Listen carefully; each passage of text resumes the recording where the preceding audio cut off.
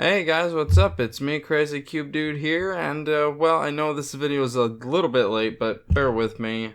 Honestly, I don't think they put much effort into this, so why should I? But here we are. I just wanted to put my own piece of, slice of opinion out there on the internet, like everybody else. So here we are, and once again, I am not alone. He was here last time with me, and he's here with me again. Hi, I'm Kyle, aka NavyBlueGamer. Yep, we're here, and just real quick, because seriously just want to get to the interesting stuff.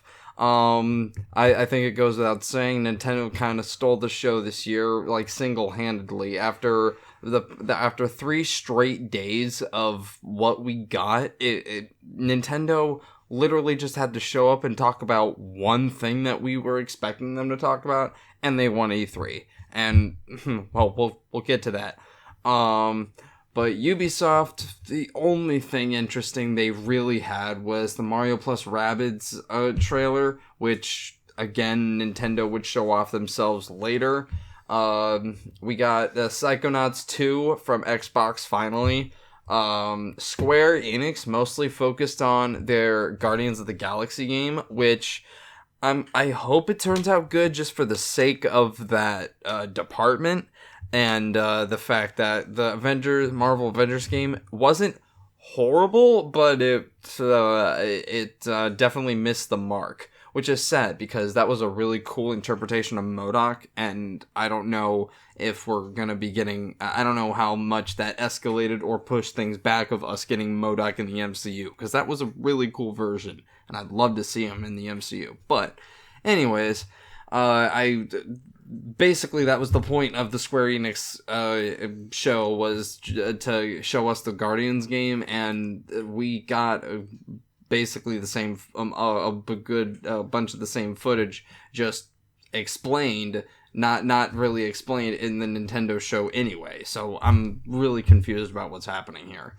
And one of the biggest surprises for me was Warner Brothers completely missed the mark here. And I guess I wasn't paying attention. It literally just told us that they were just going to be showing Back 4 Blood. I didn't know what that meant at the time.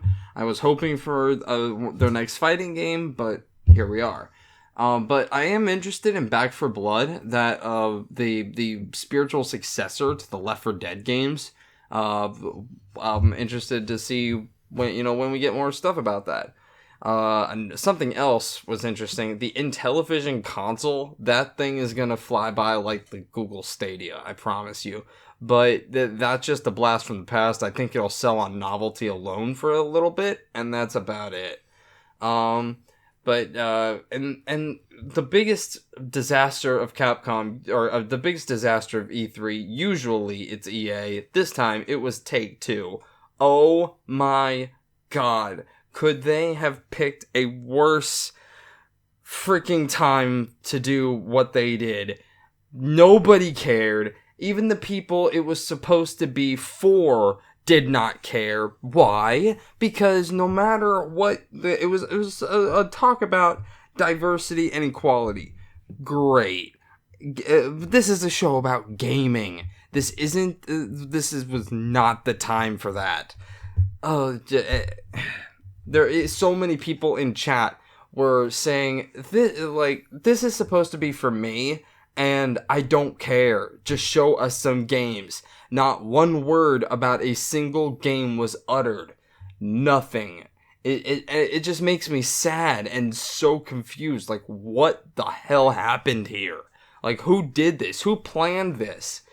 At E3 of all places. It should be important to note, the message is good, to be clear. Yes. The message is good, but it's not the time for the message. Yes, exactly. The message, I don't care who you are. You play games, let's all have a great time. That's what we're here for. We are gamers, plain and simple. This was not the time for this talk. Nobody knew who these people were. They didn't sound like they knew what they were even talking about, or had ever touched a video game in their life. I just don't know what come on, it's 2021, get with the times. I just don't know what the point of this was. Can someone tell me why these, was this a joke? Was this a prank?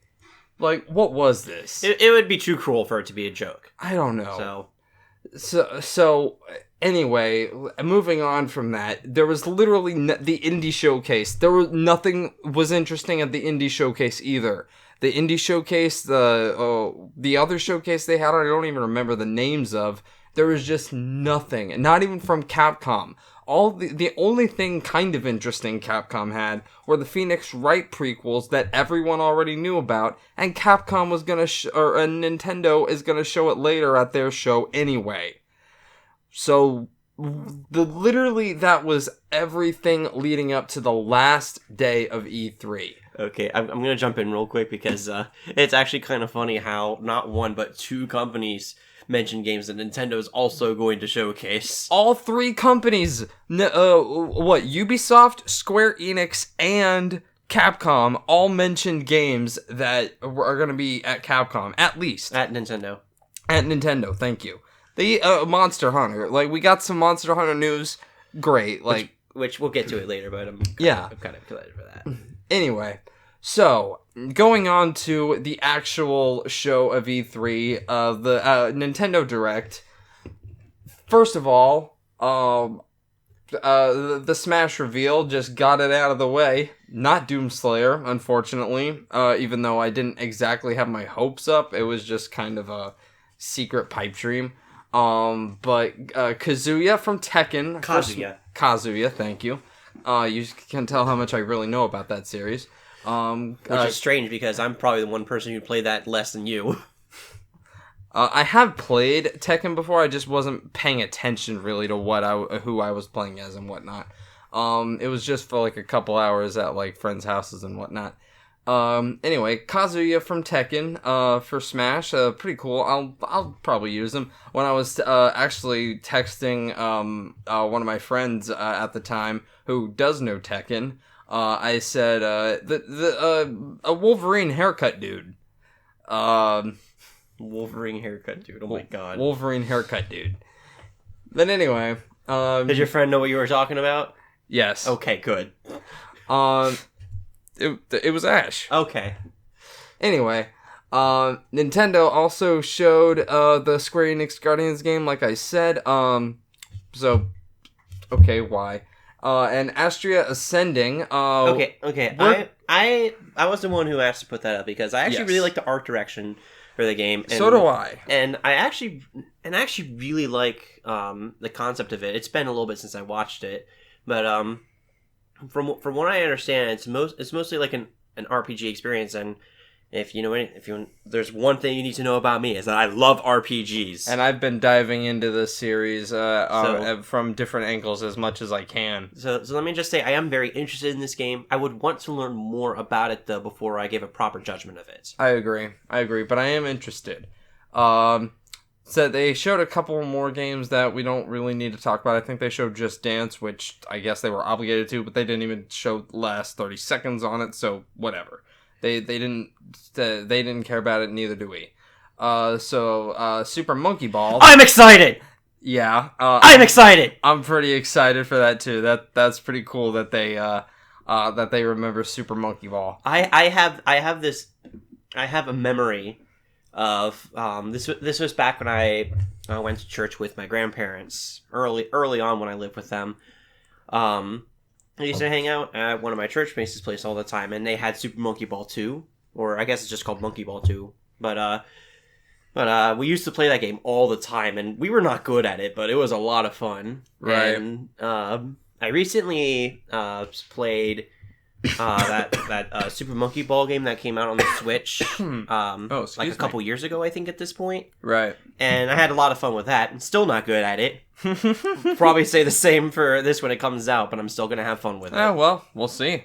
I'm excited for it because that just means that, again, Nintendo is remembering things that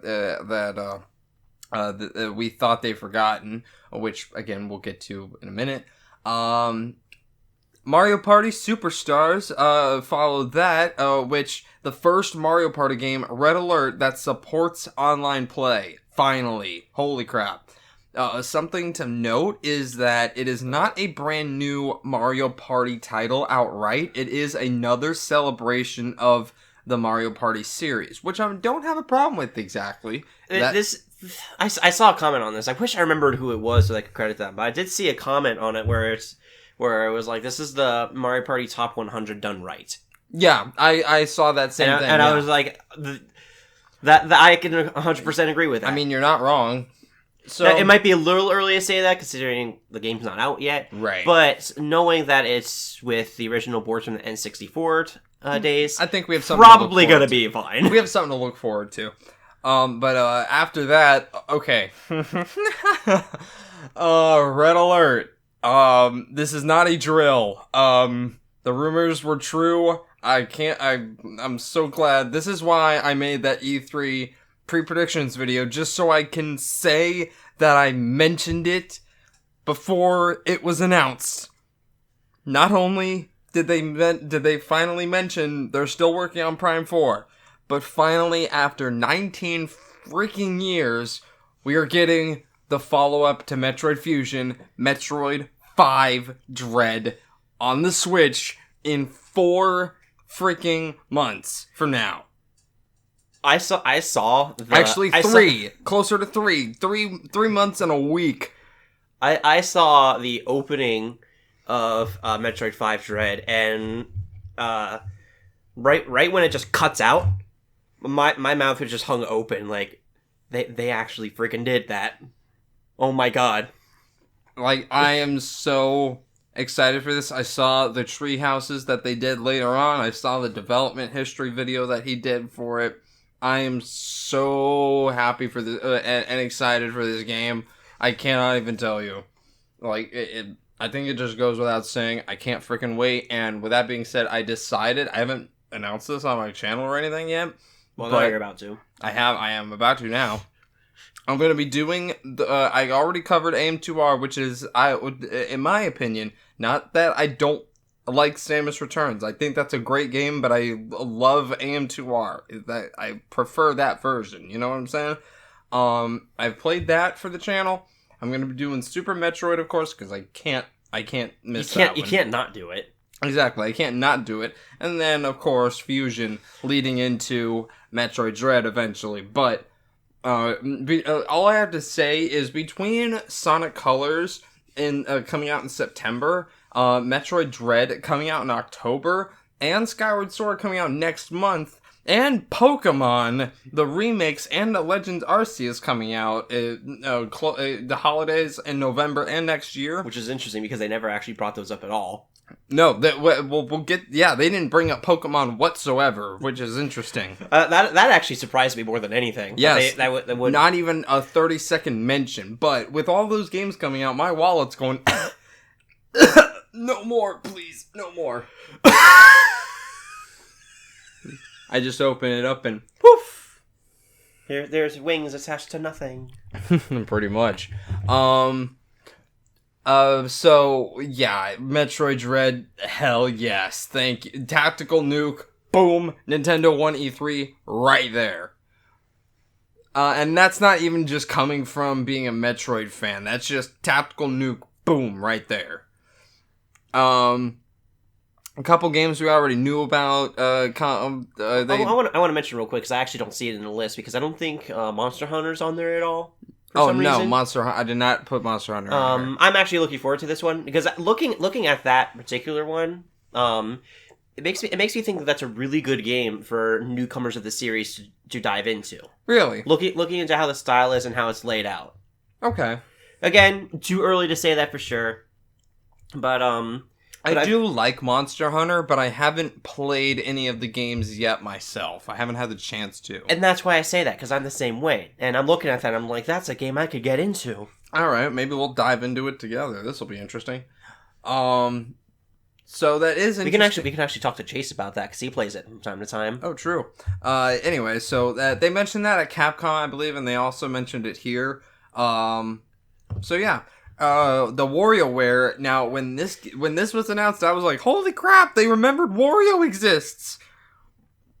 And so I'm pretty excited for this game. Yeah, Charles Martinet had a field day in the booth with that game. I guarantee it. So I'm pretty excited for that game to come out. It supports co-op. Mm-hmm. So you know what's coming up on one of our channels. Oh yeah. Probably mine, because you already have a ton of projects on your plate. Oh, I've got a million games to do. Something I'm personally excited for, the Shin Megami Tensei games are coming to Switch finally, as well as the 5th game in the franchise, SMT5. I'm stoked for it. Oh really? I don't know much about the series, so I can't really comment much on it. But from what I understand, RPG, I'm gonna love it. Oh yeah, you're gonna love this series. I promise you. Now this next game I gotta sit out of because it's not my field. This next game I'm not gonna say too much about, but Fatal Frame, Made in the Blackwater. I'm so happy that they're bringing Fatal Frame to Switch finally. I'll check that out when that comes out for sure. Yeah, and that's a horror game. You're not gonna catch me playing that. We also got the Doom DLC on Switch. I don't have the Doom on Switch because I don't really need it on the go. And it's one of those games where it's like you have to sit down and play it because you're gonna bring it on the go. Yeah, that game requires your attention. Trust me. Just not to say that you can't do it on the go or anything. It's not just something I would want to bring on the go. And I already have it on PS4 anyway. And as much as I love that game, I really don't need to double dip on that. I've got plenty of other games on the Switch I need to play. So, and plus, I need a Pro Controller to play Doom, anything close to that on Switch anyway. I've decided that I cannot do the Joy-Cons holding them that way. I can with certain games like Bioshock, as that's how I've been recording it. But even plugged into the controller mount thing, the button layout is just too small for my thumbs, and I just get so cramped. Even playing a level of Mega Man X, holy crap, it just cramps for days. Anyway, so it's cool that the DLC is finally on the Switch. They can rip and tear hardcore. Again, we got more of the Mario Rabbids game from Ubisoft. Got a double dipping of that from E3. And now that we're actually properly here on the Nintendo thing, it actually looks pretty good, in my opinion. Oh yeah. And all I want to say on it is, who the hell is that rabbit with the black and green hair? Yeah, that's my question. This is a Mario Rabbids game I might actually check out. I was interested in the first one, but I never actually got around to it. I played a little bit of it, and it's actually pretty fun. I haven't actually finished the game, so I can't really tell you too much of what it entails. Oh well, we'll see. We'll be sure to check out this one, especially because it seems to be taking some inspiration from Galaxy. Which is one of my favorite Mario games of all time, if not my favorite. I laughed when they showed off the Rosalina Rabbid. Oh yeah. Oh my god. It's just like, Mario's just like, come on, we got something we gotta take care of. Okay, fine. If you really need me to. And then after that, we got the Hyrule Warriors Age Calamity DLC, which is pretty cool. The first wave, and then the second wave is coming. In the holidays. I can't say too much about it. Yeah, I don't know I haven't played Age of Calamity, admittedly. We got a Zelda Game & Watch game with 3 games. I believe it's Link to the Past. It's Link to the Past, Original Legend of Zelda, and The Adventure of Link, Zelda 2. And The Adventure of Link, as well as Link's Awakening. No, it doesn't have Link to the Past. It does not have Link to the Past. Okay, I thought it had Link to the Past. No, it has the Original Legend of Zelda, Zelda 2, and Link's Awakening. Yeah. And then some sort of like hammer game. Yeah. Who cares? It's pretty cool. If you're it's pretty cool. It's not It's nice for the collector's thing. It's for an anniversary. It's not that bad. Obviously we're already getting Skyward Sword remastered, as well as this next game that we got more Skyward Sword footage leading into that. And then they left us off with saying that they are still working on Breath of the Wild 2, and they gave us a teaser for it with a release year, which I think it's going to, that's their projected window. That's when they're hoping to get it out without delays, but no, they very much might have a delay that will put it into 2023. My guess is that if they don't do a delay, it's going to be released by the holidays. Yes, I agree. That's my guess. I agree. If it's not delayed, it's going to be during the holidays. Yes. Definitely. So that being said, I'm honestly interested in where the Legend of Zelda franchise is gonna go, as well as of course with this new game. This might be the first one I dive into, because Legend of Zelda is the only franchise I have yet to fully take the plunge into, like I have with Mario, Metroid, Pokemon, etc. Okay, I'm gonna tell you this now.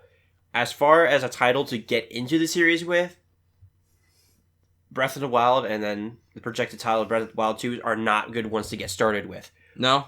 They're not. Mm-mm. Only because of the severely open nature of it, and which is fine in some games, but in The Legend of Zelda, I think it's important that you do some of the more classic stuff. Right. The two that I could recommend to you, actually three I could recommend to you, either Wind Waker, Twilight Princess, or Skyward Sword. I thought you'd say one of those three. I thought you'd say Ocarina of Time somewhere in there. Ocarina of Time is good. Is good if you want to try it later. I will say I don't think it's a good first game in particular, as that's their first foray into the 3D. Yeah, fair enough. First game problems, but just for clarification, I'm not a blind person to the Zelda franchise. I have had I've seen many playthroughs, and I have touched it here and there, just at various points in my life, but I've never fully myself sat down, played it, and dived into it, kind of thing. Yeah.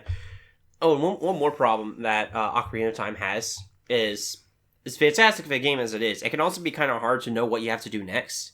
Like, the beginning of the game is alright, but then, like, once you get to the mid-game, it's just like, what the hell do I do? Gotcha. So, like, it can be kind of difficult to figure it out if you don't already know what you're doing. Well, which is why I suggest one of the other games, because it's usually pretty clear what you have to do next. Fair enough, but it looks like I have plenty of time to dive into the series and get myself ready for Breath of the Wild 2. Especially with Skyward Sword coming out. But Skyward Sword, and so many games getting remastered on the Wii, from the Wii and the Wii U era, thankfully. So I think the only major games we're missing at this point are Wind Waker and Twilight Princess. And there might be one or two others, as far as major titles are concerned. Well, with that being said, do you have any final thoughts? Overall, it was kind of a joke this year, to be honest with you. E3. I didn't watch most of E3. I mainly just watched the Nintendo thing, and even then I didn't even get to watch it live because I had to work. Right. Well, I thought it was even Xbox had some cool stuff, and I'm usually pretty cynical when it comes to Xbox, but even they had some pretty interesting stuff this time. Nintendo stole it. I really wasn't expecting them to steal it in the way that they stole it. It's kind of like I'm sorry, I never wanted to win this way kind of thing. Like, Nintendo feels... We never planned to win this way. Exactly. Like, come on, we at least hope you bring something to a fight, but... Like all the other things brought knives, and then Nintendo just brought a freaking cannon. Yeah, exactly. It's like, sorry, guys. No, not a cannon, brought a Gatling gun. I thought we were bringing heavy artillery. But, well, that's fair. They did show off Doom. But anyway, that's actually something I'm quite a final note to question to leave off of. Did these companies show up because E3 and everyone was like begging them and paid them to come just to show up and have their name here just to get all the viewers and to get the profit from like viewership and whatnot? Because I hear if that's the case and these companies really didn't want to show up because like we don't have anything to show, we'd rather wait until we do have something to show, then that kind of sucks. And if that's the case, then we really should not have had E3. Because Nintendo could have shown this off in a Direct. I'm pretty sure it's been, about 3 months almost since their last Direct? Something like that. I'm pretty sure they were going to have a Direct soon. So they could have shown all this stuff off there, and all of this could have been mentioned at other points in time, like released in different trailers, release that, and it probably would have gotten a lot more attention and not nearly as much backlash and hate, and probably would have gained a lot more interest. So, I don't know what these companies were thinking, but here we are. Maybe they were just hoping to ride on the fact that E3 was back this year after last year's hiatus. Who knows? After world events. Right. But with that closing thought, thank y'all for watching. This has been Crazy Cube Dude. And Kyle, aka NavyBlueGamer. With our post-E3 thoughts. Let's hope for a better one next year, and I'm excited for Metroid Dread, baby. Peace out, everybody.